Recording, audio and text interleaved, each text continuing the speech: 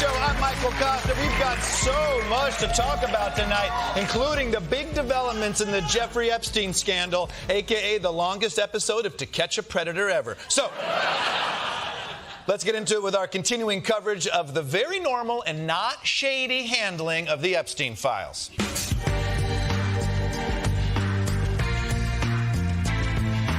It's pretty boring stuff. You might remember back in July, the Wall Street Journal released a bombshell report that Trump had given Jeffrey Epstein a creepy birthday card that suggested the two of them had a dark sexual secret. Although obviously any sexual secret is a dark sexual secret. No one's ever been like, don't tell anyone, but I like missionary. Now, of course, Trump completely denied this card even existed. And just to be sure, they even asked the woman who compiled all of Jeffrey Epstein's birthday cards. And luckily, she had 20 years of free time. The messages compiled by Epstein's accomplice, Ghislaine Maxwell, currently serving a 20-year federal prison sentence for sex trafficking. In a recent interview, she told Deputy Attorney General Todd Blanche, the president's former lawyer, that she could not remember if Trump contributed a message to the book. Well, that sure is lucky for Trump, you know. He sent his deputy attorney general to privately talk with Ghislaine Maxwell while she's in a federal prison system he controls, and she doesn't remember anything incriminating about him. Surprising. What a nice thing for her to say about the president without receiving anything in return, right? Right? Right? Maxwell recently receiving a highly unusual transfer to a minimum security prison just days after her interview with the DOJ. Come on, guys. Come on. Did you have to do the quid pro quo that fast? You could have at least waited a week before you sent her to the prison with the fence you can just slide under. Look at this sign. What the kind of prison has a sign like that? Is this prison run by Texas Roadhouse? This looks like the sign for a church where the pastor plays an electric guitar. Also, Camp Bryan. I think my parents took me there for vacation once when I was 8. That's the prison with the big water slide, right? I'm joking. It looks nice, but that place is brutal. Room service stops at 10 p.m., So there you have it. The media says there's a letter. Trump's people say there's not. So I guess we'll never know who's telling the truth. Breaking news. For the first time, we are seeing an image of the letter signed by Donald Trump for Jeffrey Epstein's 50th birthday. Okay, so we know who's telling the truth. But this is huge. Epstein's estate finally released the actual birthday card, and it's as creepy as you'd expect. The drawing shows the outline of a woman's torso, breasts and hips, with a message that reads, in part, "We have certain things in common, Jeffrey," and later, "Enigmas never age," before the closing words, "Happy birthday, and may every day be another wonderful secret." The future president's signature is a squiggly Donald below her waist, mimicking pubic hair. Okay. I know what we're all thinking. That's an excellent drawing. And I think Donald Trump might have a wonderful future as an artist.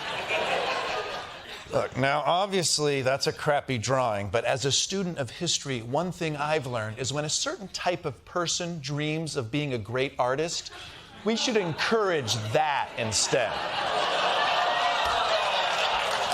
Now,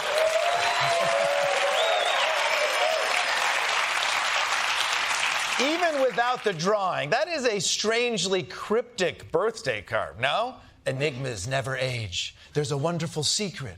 Although, to be fair, it could be totally innocent. We have certain things in common, could mean anything. What are the things that we know about Epstein? He was a human trafficker. He was a pedophile. It could be any of those things. And I see why Trump's people denied that this card even existed. But now that we've all seen it, there's nothing left for them to do except continue to deny it. The White House this morning flatly denying the president drew or signed the message. The president did not write this letter. He did not sign this letter. From what I see, it's not a signature. I've seen Donald Trump sign a million things. This doesn't look like his signature to you? Nope. I can tell you my father does not sketch out cartoon drawings. Okay. Hey, I'll give Eric Trump a pass. He has no way of knowing what a birthday card from his father would look like.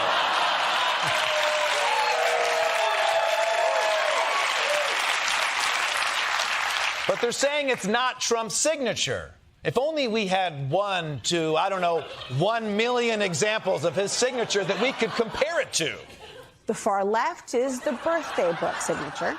The one in the middle is a Trump signature from a 1999 letter to Larry King. And on the right is from a signed letter to Rudy Giuliani in 2001. Or these from 1984 in a letter to the New York Times, 1995 to a Palm Beach official, 2014 in a note to Keith Olbermann. There's even an inscription in a Trump book that Epstein owned from 1997. You'll see all the basic shapes are exactly the same.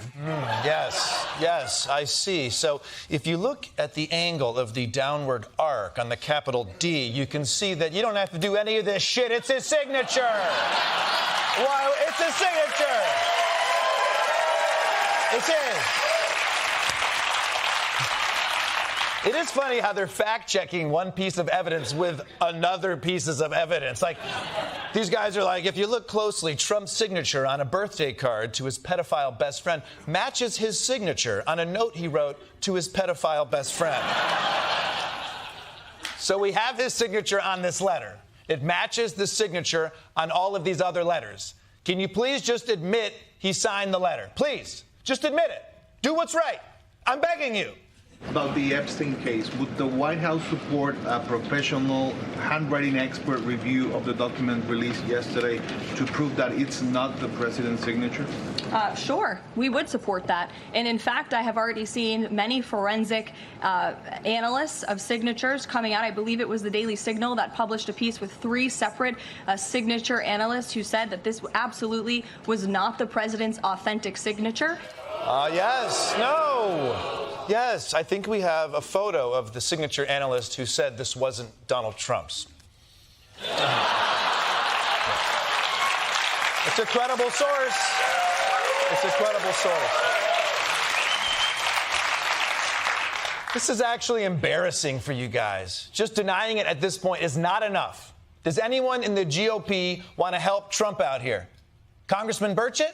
I mean, anybody can do a signature. We've seen the autopen has been used quite a bit with the Biden administration. Yeah, that's what I'm talking about. That's what I'm talking about. Go from the signature to the autopen to Joe Biden. But I bet you can get there quicker, though. Sure, these girls were underage, but you know who was overage? Joe Biden. Boom, did it. Okay, so they can't come up with a credible excuse. But the truth is, Trump can probably still wiggle out of this thing as long as new information stops coming out. A second entry in the Epstein birthday book released yesterday appears to mention Donald Trump as well. The page was reportedly compiled by a member at Mar-a-Lago who included a photo of Epstein and others holding up a giant fake check purportedly from Trump to Epstein for $22,500. The attached letter jokes that the check was payment for a deal in which Epstein sold Trump a, quote, fully depreciated woman in 2003. Wow. I am shocked and frankly disgusted that Joe Biden's autopen did this also. That is... But this is wild. This is wild. Trump was such a notorious creep that other people were mentioning it in their birthday cards. I've never gotten a birthday card that was like, happy birthday, Michael. Remember our high school gym coach who always let the girls have lunch in his office? That was crazy. Anyways, here's to another 40 more years, pal. Look, I'm not going to pretend that I completely understand whatever this gross inside joke is supposed to mean.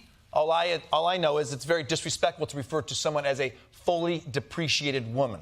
The correct term is a refurbished woman Pro Max 13.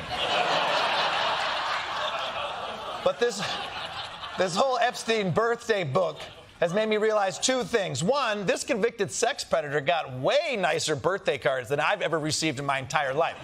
I'm not a fan of the content, but you can't deny his friends put some real effort into it. On the way to my birthday dinner, my wife makes me stop at Walgreens so she can buy me a card. Sometimes it's not even a birthday card. Oh, thank you. I will have a great first communion. The second thing I realized is Trump is playing this thing all wrong. If he just admits that he wrote this card, everyone could move on. And then he could do one of his favorite things of all time, find a way to make some money out of it. You've seen stories about Donald Trump's perfect birthday card to Jeffrey Epstein. And thanks to the new Trump greeting card collection, you can send an equally perfect card for all of life's milestones. Congratulate the graduate in your life with the message, your future is bright, unlike our dark and hideous past. Complete with a woman's body with pubic hair. And get ready for Mother's Day with a card that tells her, here's to a mom who did it all, including things that God can never know. And don't forget the pubic hair. And for the somber moments, we have comforting messages like, I'm so sorry for the death of your pedophile father. And for added respect, these cards have twice the pubic hair. So no matter the occasion, pick a card from the Trump collection and make America great again. Donald Trump denies the existence of these cards. He's suing you for $10 billion.